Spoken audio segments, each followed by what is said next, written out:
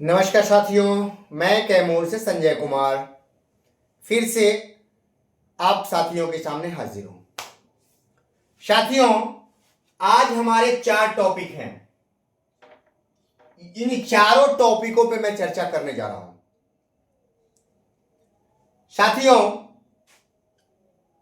संजय नाम ये बड़ा ही इस समय ट्रेंड में चल रहा है। ये संजय का नाम, इस चुनाव में ये नाम बड़ा चर्चित हुआ तो मेरा भी ध्यान आकृष्ट हुआ, क्योंकि हमारे पास भी कहीं ग्रुप में आया कि भैया देखिए, आपका नाम चर्चा में, आपका भी तो नाम संजय है, तो चर्चा में चल रहा है। तो भाई नाम मेरा है तो निश्चित तौर पे मेरा भी ध्यान आकृष्ट हुआ कि ये संजय नाम तो भाई प्राचीन समय से मशहूर है। लेकिन थोड़ा सा इस पे 2 मिनट में समय देना चाहता हूं। कई लोग कई तरह की व्याख्या इस नाम पे करते हैं, क्योंकि मेरा भी नाम संजय कुमार है और कैमूर का रहने वाला हूं। ठीक है, कई लोग कई तरह से व्याख्या, क्योंकि संजय प्राचीन समय में धृतराष्ट्र के सलाहकार थे और उनको दिव्य दृष्टि प्राप्त थी। समझिएगा इन चीजों को, उनको दिव्य दृष्टि मिला हुआ था और वो धृतराष्ट्र को महाभारत में क्या हो रहा है और क्या होने वाला है वो सब देख रहे थे, वो प्रत्यक्ष और बता रहे थे महाराज धृतराष्ट्र को। लेकिन दुर्भाग्य है कि महाराज धृतराष्ट्र को पुत्र मोह और लोभ से एकदम ग्रसित थे। संजय भविष्य भी दिखा रहे थे, लेकिन लोभ और मोह में इतने वो ग्रसित हो गए थे कि संजय की बातें उनको बेकार लग रही थी कि नहीं, मेरा पुत्र ही सही कह रहा है, मैं जो हूं ठीक हूं। लेकिन आपने परिणति देखा, वो हर चीज दिखाने का प्रयास किए, लेकिन लोभ और मोह में उनको, अंधे तो थे ही, लेकिन वो पूरी तरह से अंधे हो गए जानते हुए भी। संजय के लाख प्रयास करने के बाद भी लोभ और मोह में पूरे अपने खानदान का विध्वंस करा लिया और पांडव जीत गए। 5 पांडव जीते और हार गए। क्या उस संजय का नुकसान हुआ? वो तो सलाहकार थे, सलाह दे रहे थे, भविष्य भी देख रहे थे कि भविष्य क्या होने वाला है। तो भैया, मैं तो प्रमाण के साथ दिखा रहा हूं कि भविष्य हम नियोजितों का क्या है और विशिष्ट का क्या है। वो तो मैं दिख रहा है, दिखा रहा हूं कि भैया नियोजित रहने में हमें क्या फायदा है, मैं दिखा रहा हूं। लेकिन फिर भी अगर ना समझ में आए तो मैं क्या कर सकता हूं, नुकसान तो होगा ही, क्योंकि नियोजित पांडव के रूप में बचे हुए हैं। तो हम लोग प्रयास कर रहे हैं, हम तो रास्ता बता रहे हैं, भैया देखिए ये समस्या है। दूसरी चीज, क्या संजय हर घर घर में संजय आ गए हैं? न्यायालयों में कितने पति पत्नी के केस लंबित हैं? समझिए, पति पत्नी के बीच केस लंबित हैं। क्या उस पति पत्नी के बीच में भी संजय आ गए हैं जो पति और पत्नी लड़ना शुरू हो गए? कहां कहां संजय, यानी हर घर में भी संजय है क्या? हर घर में युद्ध छिड़ा हुआ है? अगर युद्ध न छिड़ा होता तो आज न्यायालय में लाखों केस नहीं होते। लाखों केस न्यायालय में पड़े हुए हैं पति पत्नी के बीच के। आप एक संजय आम आदमी पार्टी के हैं, भरी सदन में उन्होंने कहा कि जब कर्मियों को पुरानी पेंशन नहीं तो फिर हम नेताओं को क्यों, उसकी चर्चा होनी चाहिए। लेकिन नहीं, अरे भैया, संजय तो मार्ग दिखा रहे हैं, लेकिन लोभ और मोह से ग्रसित लोगों को संजय के दिखाए हुए मार्ग नजर नहीं आएंगे। महाभारत के संजय को मार्ग तो देखिए, लेकिन लोभ और मोह में ग्रसित। हमारे कहने में दिक्कत नहीं हो रहा है मुझे, काश ये समझे होते कौन संजय मार्गदर्शक थे कि सुप्रीम कोर्ट में करोड़ों का घोटाला हुआ, शिक्षकों के पैसे को लूटा गया। वहां भी संजय थे क्या? वहां संजय ने कहा था, प्राचीन आधुनिक संजय ने कहा था कि शिक्षकों के पैसे को लूट के बैठ जाइए। ये भी क्या संजय का कहा हुआ था? संजय ने मार्गदर्शन दिया था।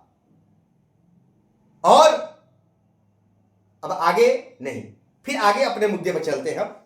संजय नाम की व्याख्या कर दिए कि संजय तो दिव्य दृष्टि वाले थे। प्राचीन समय में जिस संजय की चर्चा की गई, उन्होंने बचाने का भरपूर प्रयास किया, लेकिन लोभ और मोह से ग्रसित धृतराष्ट्र नहीं बच पाए, लाख प्रयास करने के बावजूद। तो संजय बचाने का प्रयास हमेशा किए हैं, नहीं बचते हैं, तो उसके लिए संजय दोषी नहीं होते हैं। अब चलते हैं भाइयों, इस समय प्रमोशन ट्रेंडिंग में यह भी चल रहा है, स्नातक कालबद्ध। कई भाई हमको फोन किए, भैया कुछ लोग कह रहे हैं कि स्नातक प्रमोशन तो होगा ही नहीं। तो भैया क्या होगा? स्नातक प्रमोशन नहीं होगा, स्नातक प्रमोशन मिल रहा है मेरे भाई। फिर अभी आया कि वेतन संरक्षण, इस पर भी कई लोगों ने प्रश्न किया कि वेतन संरक्षण जो है सो भैया, कुछ लोग कह रहे हैं कि 25,000 पर ही रहेगा। अरे भैया क्यों रहेगा? मैं तो शुरू से ही कहते आ रहा हूं कि वेतन संरक्षण लिखा हुआ है मिलेगा, लेकिन मैंने कहा 28,140। क्यों कहा? क्योंकि सरकार ने वित्त विभाग से पास नहीं करवाया है। अगर ये 28,140 3-5 को देगी तो एक्स्ट्रा पैसा नहीं लगेंगे, यही मेरा कहना था।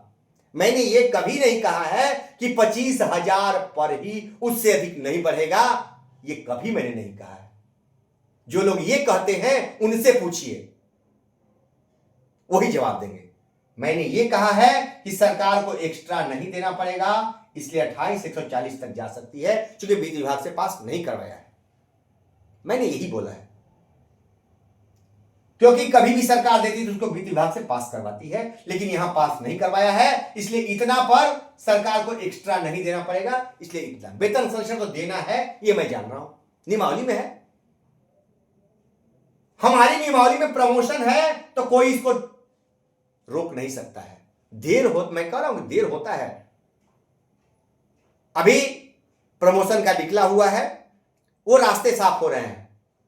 विशेष नहीं कहूंगा अभी, क्योंकि बहुत कुछ कहना उचित नहीं होता है। मैं कहता हूं कि अपनी लड़ाई हम लड़ रहे हैं तो बड़े हिसाब से लड़ाई लड़ने पड़ते हैं। मैं नियोजित भाई थोड़ा भी नहीं घबराइए, आप लोग थोड़ा भी नहीं घबराइए। जैसा कि अभी किसी जिले से भाई का फोन आया था, वो सक्षमता में 1-2 बार फेल हो गए हैं, तो कह रहे हैं कि भैया लोग कह रहा है कि ये हटा दिए जाएंगे।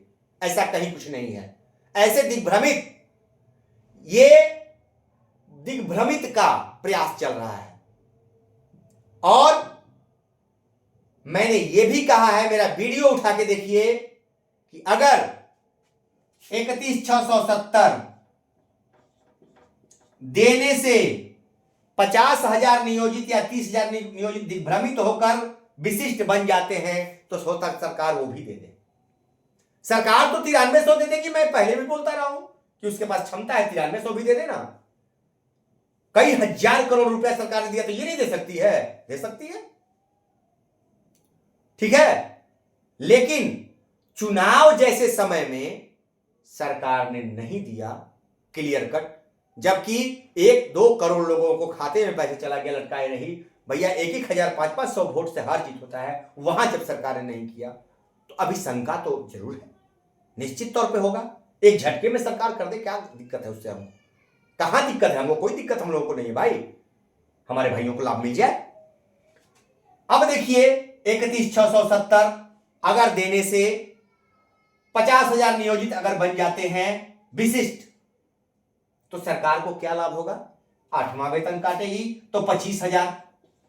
समझिए, यहां सरकार 25,000 सोच रही है कि 25,000 50,000 लोगों का अगर 2,500 देने से 2,500 अगर देती है, बढ़ जाता है देने से, तो 50,000 लोग अगर आ जाते हैं, विशिष्ट बन जाते हैं नियोजित से, तो 25,000 पर हेड, 2,500 देकर के 25,000 काट लेंगे, मार देंगे। ये देखिए है, दिमाग वहां है, समझिए इन चीजों को। तो स्नातक प्रोन्नति, कालबद्ध प्रोन्नति सब होना है, इसमें कोई दो राय नहीं है, और बैक डेट से हम लोगों को जोड़ के मिलेगा, ये भी मेरी गारंटी है। तीसरी चीज, डीए। सरकार, हमारे एक बड़े पदाधिकारी का लेटर निकला हुआ है कि डीए भी 58% पर दिया जाए। ठीक है, हमको कहीं दिक्कत नहीं हो रही भाई, डीए दिया जाए। तो हमको यह बताया जाए, अभी राज्य सरकार का और केंद्र सरकार दोनों का पत्र, जब 3% डीए बढ़ा तो दोनों के पत्र में स्पष्ट लिखा हुआ था 7वें वेतन से आच्छादित, 7वें वेतन से आच्छादित लोगों को ही ये डीए दिया जाए। अगर मैं गलत बोल रहा हूं तो बोलिए। तो केंद्र सरकार ने भी वही निकाला, यही बात केंद्र सरकार ने कहा कि 7वें वेतन से जो आच्छादित हैं उन्हीं को दिया जाए डीए। तो फिर सरकार क्या दिक्कत है, हमारे विशिष्ट भाइयों को क्यों नहीं कह देती और हमारे विद्यालय अध्यापक को कि ये 7वें वेतन से आच्छादित है, 7वें वेतन से आच्छादित है, कहते क्या दिक्कत है भाई। तो एक तरफ करिए सरकार, भाई बोलिए, सदन में बोली है कि नहीं 7वें वेतन से आच्छादित नहीं है, सरकार ही ने बोली है, वित्त विभाग बोला है, ये वित्त विभाग का लेटर है। अभी चुनाव आचार संहिता लगने से 1 घंटे पहले निकला था कि कोई भी निरंतरता नहीं मिलेगी। सरकार, वित्त विभाग कह रहा है कि 7वें वेतन से आच्छादित लोगों को ही दिया जाए। मैं थोड़े बोल रहा हूं, मैं नहीं बोल रहा हूं भैया, हम तो सरकार की ही बात बोल रहे हैं, और सरकार की एक पदाधिकारी निकाल रही है कि डीए दिया जाए। तो किसकी बातों को सत्य माना जाए, ये हमको बताया जाए। पदाधिकारी की बात सत्य माना जाए या वित्त विभाग के आदेश को सत्य माना जाए? प्रश्न है कि नहीं है? मंथन कीजिए ना भाई। मैं तो जो पत्र निकालता है उस पर मंथन करता हूं और बोलता हूं, सोचता हूं कि भाई अब तो वित्त विभाग के आदेश को निरस्त माना जाए या पदाधिकारी के आदेश को निरस्त माना जाए। किसके आदेश को सर्वोपरि, वित्त विभाग ऊपर है या पदाधिकारी ऊपर है? पहले तो यह प्रश्न खड़ा हो गया। वित्त विभाग कहता है कि 7वें वेतन से आच्छादित लोगों को ही दिया जाए, पदाधिकारी कहते हैं इनको भी। तो भैया अब 7वें वेतन से क्या आच्छादित हैं हमारे विशिष्ट भाई, विद्यालय अध्यापक भाई, ये पहले क्लियर हो तब तो क्या दिक्कत है, तब आगे हम लोग बढ़ेंगे। और इतनी चीजें समझिए, 28,140 जो मैंने कहा है, मैं आज भी कह रहा हूं कि अगर ये भी सरकार देगी तो उसके पीछे लोगों को बुलाना है, बुलाने के लिए कुछ भी, चूंकि 25,000 खत्म करना है तो इस देंगे तो कुछ लोग आ जाएंगे, क्योंकि अभी चौथा और तीसरा चरण का ज्वाइनिंग कराना है। इसमें क्या चल रहा है इतनी जल्दी आसानी से नहीं समझ पाएंगे, और जो लोग व्याख्या करते हैं वो करें, और संजय नाम से नहीं घबराएं। हर घर में संजय है तो अपने घर को संभालें, उस संजय से बचाएं। मार्गदर्शन अगर संजय दे रहे हैं तो उस संजय के मार्गदर्शन को समझें। गलत है तो नहीं मानिए, लेकिन सही है।